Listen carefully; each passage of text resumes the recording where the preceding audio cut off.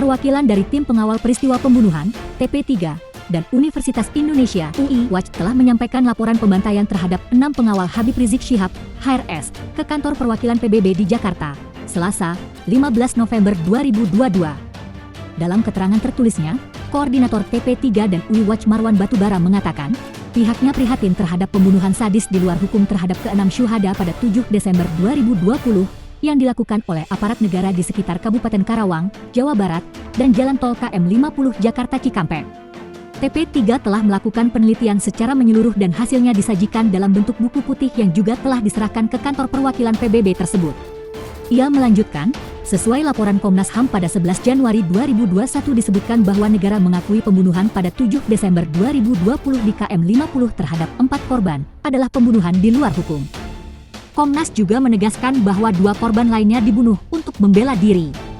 Hal ini membuktikan adanya niat sistematis untuk menipu publik dan menutupi keterlibatan aparat negara dalam pembunuhan tersebut, tutur Marwan.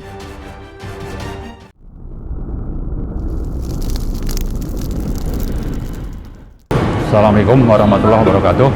Selamat pagi dan salam sejahtera untuk kita semua. Kami dari TP3 dan juga UI Watch pada pagi ini telah menyampaikan laporan dan hasil kajian yang dilakukan secara mendalam oleh TP3 berupa buku putih kepada kantor perwakilan PBB di Jakarta yang disebut sebagai United Nations Resident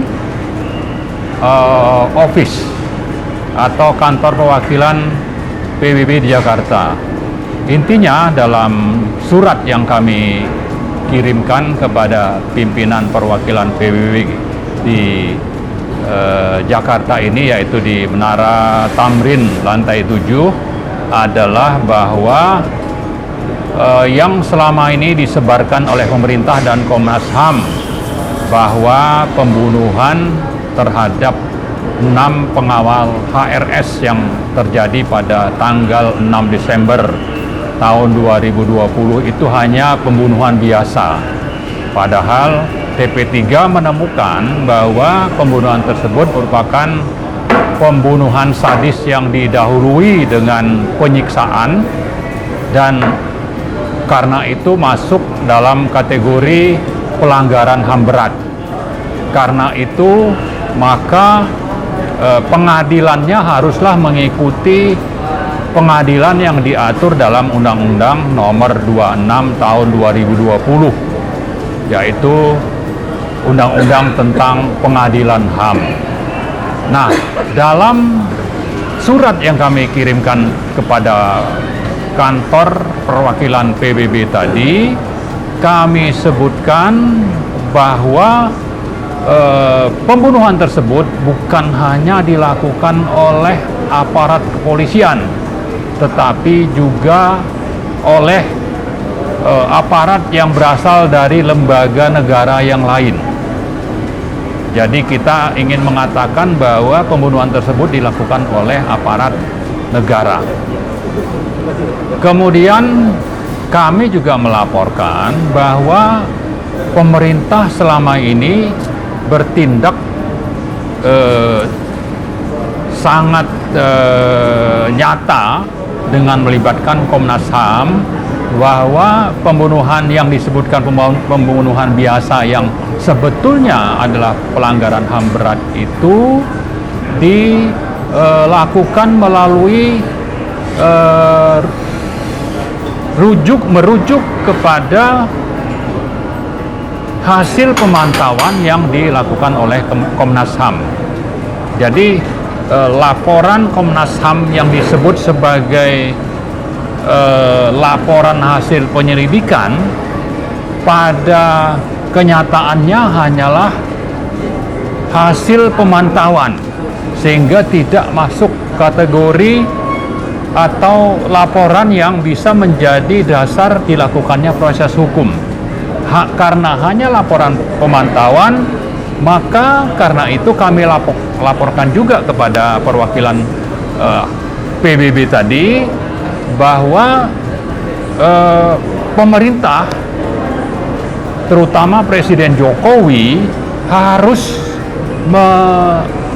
menepati komitmen atau janjinya untuk menuntaskan kasus pelanggaran HAM berat itu secara pro justisia, secara aturan yang berlaku di negara Indonesia, yaitu bahwa penyelidikan harus dilakukan dimulai dari komitmen pemerintah untuk meminta Komnas HAM melakukan penyelidikan. Setelah itu baru ada proses lanjutan, yaitu melibatkan Kejaksaan Agung untuk melakukan penyidikan. Baru setelah itu ada proses di pengadilan. Nah, faktanya ini belum pernah terjadi. Yang ada hanyalah rekayasa supaya publik seolah-olah bisa dipaksa untuk menerima bahwa proses hukum telah terjadi, yang faktanya itu belum pernah terjadi. Karena penyelidikan sendiri belum pernah dilakukan oleh Komnas HAM. Karena itu salah satu yang kita tuntut adalah supaya Presiden Jokowi menepati janji untuk menuntaskan kasus pelanggaran HAM berat ini, pembunuhan sadis terhadap 6 pengawal HRS, dilakukan sesuai komitmennya, yaitu untuk prosesnya dilakukan secara adil, transparan, dan diterima publik. Sejauh ini hal-hal tersebut belum pernah dilakukan, baik oleh Komnas HAM maupun oleh lembaga-lembaga penegak hukum di Indonesia. Yang ada hanyalah pengadilan dagelan atau komedi, yang karena itu